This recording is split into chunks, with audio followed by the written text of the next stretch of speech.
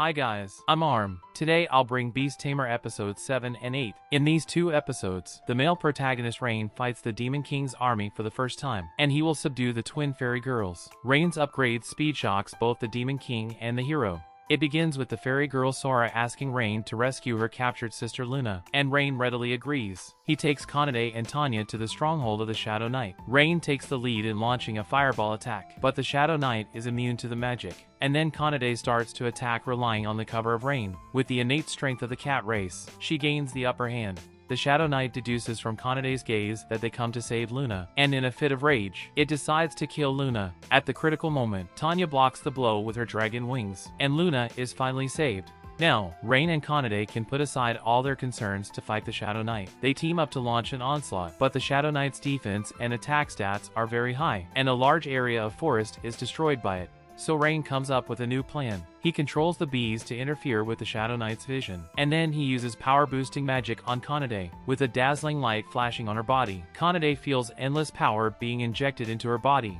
Kanade then throws a powerful punch at the Shadow Knight. As its abdomen is punched out, countless red cracks appear on Shadow Knight's body, turning it into dust. Kanade is curious about how Rain acquired the power-boosting magic. Rain explains that it is a common magic he learned in his hometown, but he had been not able to use it until Tanya shared her magic power with him. Tanya points out that since power-boosting magic is very advanced, ordinary people can't acquire it at all. Just then, Luna's resuscitation interrupts the conversation. Rain sends her back to the depths of the forest, where Sora and Luna are happy to reunite. During the chat, Rain discovers that though Luna and Sora are twins, their personalities are completely different. Sora is steady while Luna likes to make jokes, and soon becomes familiar with Rain. Then the fairy sisters talk about a heavy topic. They are disappointed at the fairies who were unwilling to save Luna, but they don't know where else they can go. Rain warns them to be careful of humans and monsters outside, while the cheerful cat girl Kanade proposes to let the twins join their team.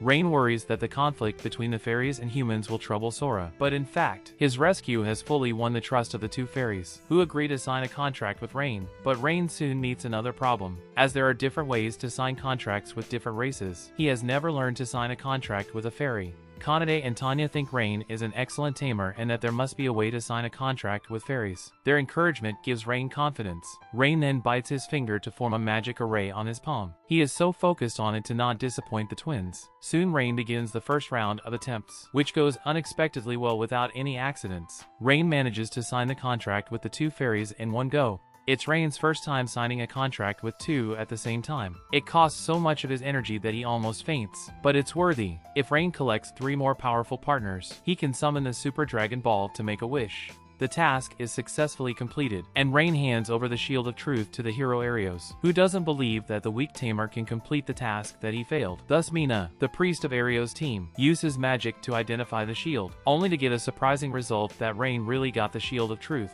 Rain doesn't want to have anything to do with these people, but as he takes the pre-agreed task reward from Arios and is about to leave, Agath stops him. Despite Arios' objections, Agath wants to invite Rain back to the team, while Mina and Lin reluctantly say they are willing to compromise and accept Rain.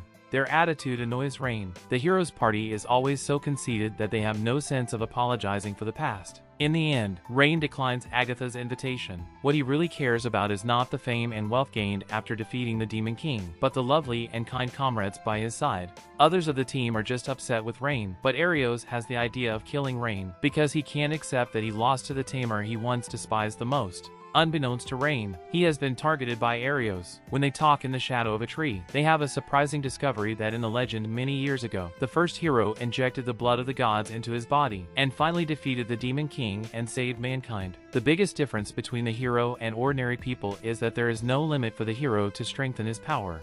The more they talk, the more they feel that Rain is very similar to the hero since he has not only signed contracts with creatures from the strongest races, but his strength also broke through the limits again and again far beyond ordinary humans. Kanade follows suit, believing that as long as Rain finds a few more of the strongest creatures to sign contracts, he will definitely be able to fight the Demon King's army head-on. Rain's comrades all think Arios can't take the responsibility of dealing with the Demon King, and their advice makes Rain waver. He decides to think about the feasibility of dealing with the Demon King himself, which causes the morale of his partners to be high for a while. Here comes the funny part, as there's only one vacant room every time they stay in the hotel. Rain can only sleep with the 4 girls who sleep casually. Now that Rain has a pair of fairy twins in his team, he has to cover the identities of the two girls every day. The two fairy girls are very nervous in the human city, afraid that they will be taken away as pets, until they see that Tanya and Kanade can easily get along with humans. The tension in their hearts finally decreases. Just then, several human children come to chat with the fairy twins, whom they also regard as Rain's wives. Their naive appearance does not match the rumors among fairies that humans are bad. The twins gradually come to believe that there are many good humans in this world besides Rain. Soon the group arrives at the best weapons shop in town, run by a dwarf named Gantz, who gives a disagreeable first impression, so the atmosphere in the process of selecting weapons is a little tense. Only the cheerful fairy Luna is still very energetic. She suggests that Rain, a tamer, should buy whips to tame animals, and fantasizes about the impure image of them being whipped by Rain. As a result, she is severely lectured by her sister Sora. During the selection process, Rain finds that the weapons here are good looking but not very practical. Just then, an adventurer comes to buy a weapon. He keeps showing off his wealth, so Gantz sells him a gorgeous longsword. After the adventurer left, Rain asks Gantz why the weapons here are so fashionable but not practical. Gantz laughs when he hears this question. He then reveals that the weapons laid out are all casually made, while the hidden weapons are what Gantz devoted himself to making. People now only want to pay for the most expensive weapons, regardless of the fit between the weapon and the user, and they often throw away old weapons in pursuit of new weapons that appeal to them more. Gantz has countless calluses on his hands out of crafting for years, and all the forged weapons are like his own children, so he can't allow elaborate weapons to be trampled on. That's why Gantz displays ordinary weapons to test guests, and his good weapons are only for knowledgeable adventurers like Rain. Gantz then asks Rain a question about how Rain found flaws in his weapons. Rain explains that as a tamer, he needs to observe animals frequently, so he develops a strong ability to observe. Gantz treasures the special fate between them and decides to customize a weapon for Rain. However, the problem is that there are not enough materials to forge weapons. The problem is in the mithril mine that has been passed down for generations in the Gantz family. However, there is no mithril ore out of a sudden. Generally, there is supposed to be a process for a mineral to be depleted, so Rain suspects that someone is stealing mithril ore for his own weapons, and to help Gantz, Rain takes on the task of investigating the mithril mine. When Rain and his comrades go to the Adventurers Guild to report, they hear that the hero Arios is recruiting auxiliary personnel, and there are many people rushing to sign up for fame and fortune. Rain has a good mindset and doesn't get angry at his hated one Arios doing better. Just then, the guild receptionist Natalie is curious about the identity of the fairy twins, and the playful girl Luna deliberately misleads Natalie to think that they are Rain's wives. Rain hurriedly takes out the task file to change the topic. After reporting to the guild, Rain and his party immediately set off for the mithril mine.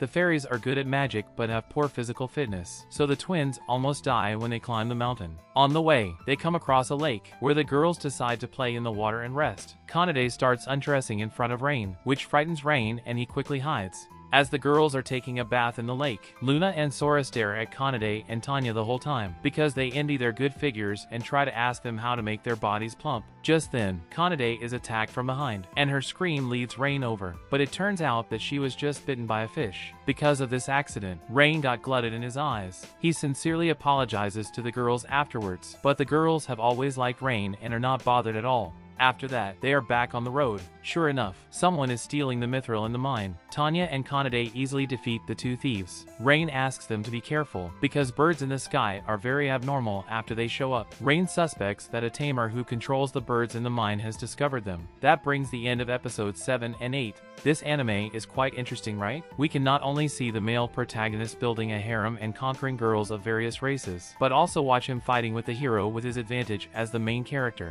Now it is about to usher in a civil war between the tamers. I admire the author's imagination, which makes me look forward to the follow-up plots even more. If you want to watch the next episode as much as I do, please don't forget to like and subscribe to my channel. As I always said, the more likes I get, the faster I'll upload the next video. See you in my next video.